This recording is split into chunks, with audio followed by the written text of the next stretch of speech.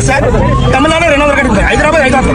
కనీసం మన ఆంధ్రప్రదేశ్ 1000 బాధపడుతుంది సార్. 6,660 రూపాయలు సార్.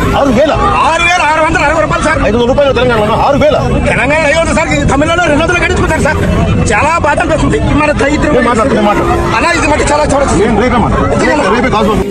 అలాగే వాహనాలు పైన పెంచిన గ్రీన్ ట్యాక్స్ ని తగ్గిస్తాం.